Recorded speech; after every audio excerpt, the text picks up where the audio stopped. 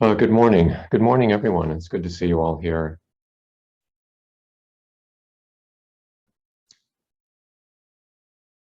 On this New Year's Day.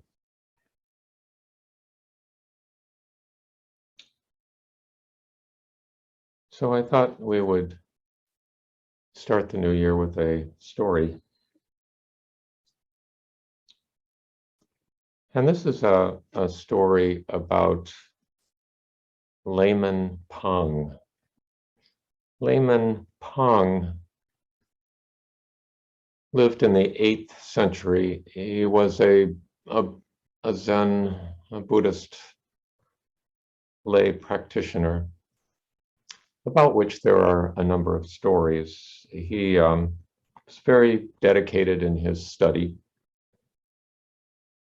of the Buddhist literature, and he studied with two of the well-known teachers at the time in China,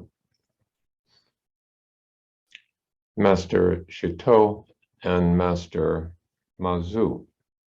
Probably the best known story about Layman Pang is the one that I imagine many of you have heard, is when Master Mazu asked Layman Pang about what he'd been doing. And Layman Pang responded, "How miraculous, how wonderful, carrying water, chopping wood." But this is another story. Many of the stories about Pang include his family. He had a wife and daughter. His young daughter was named Ling Zhao. And in this story, Layman Pang is at his desk studying the sutras, as he spent much of his time doing. And suddenly he just put his hands to his head and he said, "Difficult, difficult, difficult." Well, his wife was nearby,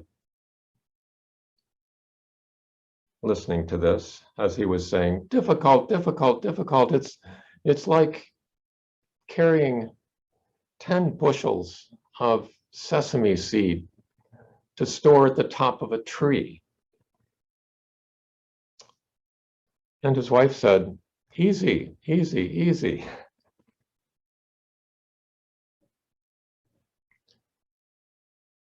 It's like putting your feet on the floor when you get out of bed. And his daughter, Ling Zhao, was there.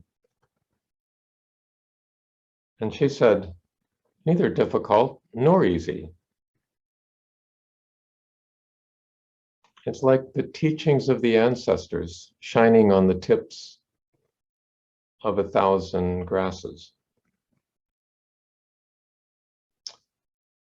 So maybe you've seen in the early morning, sometimes when the dew is on the grass and the sun is just coming up, this golden light reflecting off of all the blades of grass with the tiny drops of dew. It looks like jewels scattered across the lawn.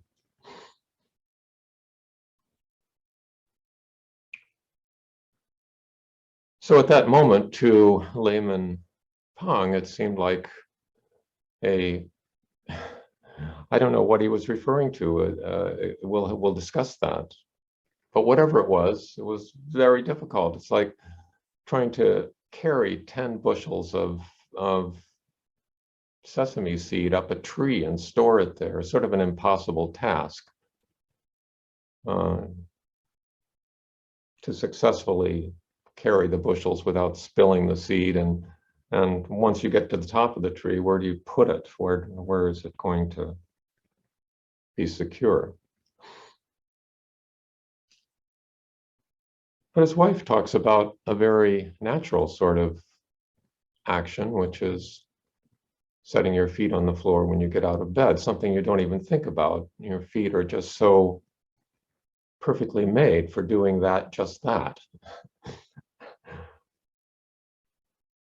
of grounding themselves on the floor. That seems to be the way they're designed.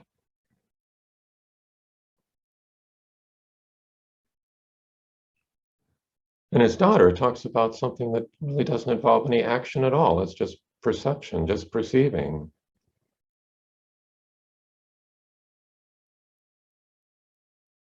With some awe, the beauty of dewdrops shining on tips of grass in the early morning.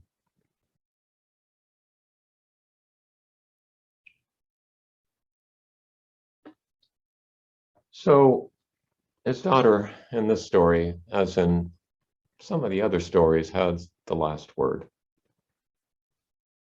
And that's the story I was wanting to repeat today to you. It's reflected in some earlier stories in the Chinese Buddhist literature. And it's reflected in the writing of Dogen as well later on. In a compilation of Dogen's work, it said, when one awakens to true wisdom, it means that one is willing to save all living things before one actually has saved oneself. Whether a being is a layman, priest, God, man, woman, enjoying pleasure or suffering pain,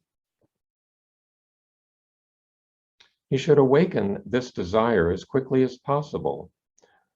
However humble a person may appear to be, if this desire has been awakened, he is already the teacher of all humankind. A little girl of 7 even may be the teacher of the 4 classes of Buddhists and the mother of true compassion to all living things. Well, when Dogen was writing that, he was, I'm sure, aware of another story, and this from the Lotus Sutra. And this, the Lotus Sutra is kind of a fantastical collection of various stories. And in this one, it's a story about the dragon girl. The dragon girl was the daughter of the Naga king. And this story goes, there is a daughter of the Naga king, Sagara, who is only 7 years old. She is wise, her faculties are sharp, and she also is well known. She also well knows all the faculties and deeds of sentient beings. She has attained the power of recollection. She preserves all the profound secret treasures of the Buddha, enters deep into meditation, and is well capable of discerning all dharmas. She instantly produces the thought of enlightenment and has attained the stage of non-regression. She has unhindered eloquence and thinks of sentient beings with as much compassion as if they were her own children. Her virtues are perfect. Her thoughts and explanations are subtle and extensive, merciful and compassionate.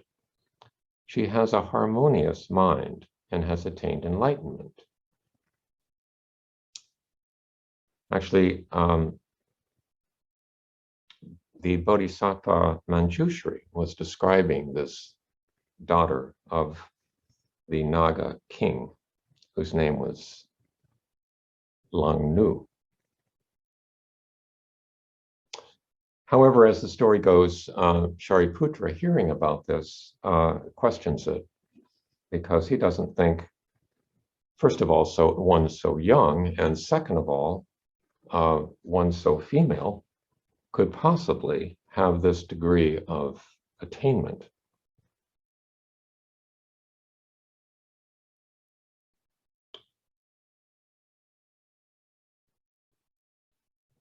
But what happens then is that Lang Nu goes over to the Buddha and hands him a pearl, this pearl representing her ego, and instantly she is enlightened. And Shariputra is thus convinced.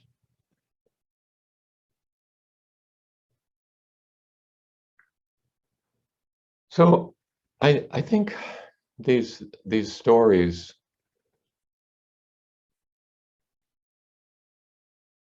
point to the ineffability of this expanded awareness, this enlightenment that is always available. And they point to that it is not limited by age, gender, state of position, education, etc., but is available to all.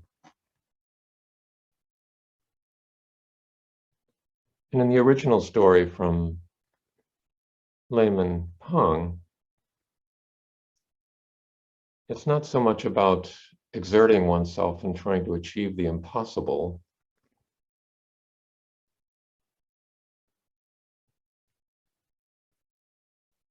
but being open and aware to what is there.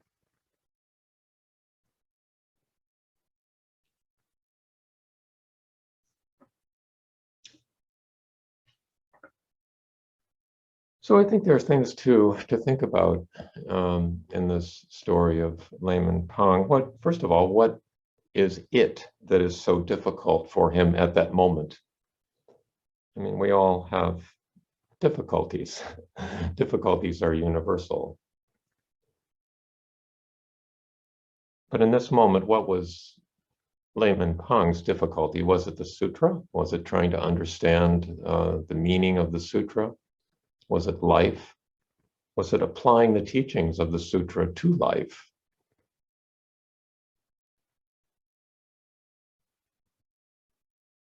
Is the difficulty just in putting it into words?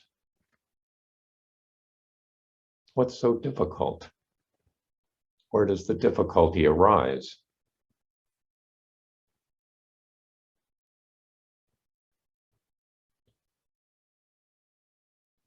And what is his daughter,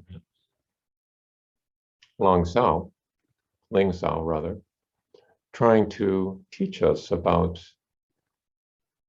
this thing we call enlightenment,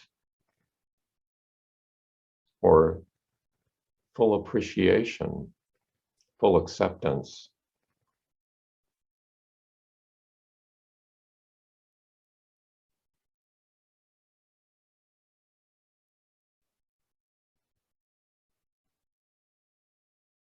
So is it in fact, did his daughter have the last word, or is it difficult, easy, and neither difficult nor easy? So I think I'll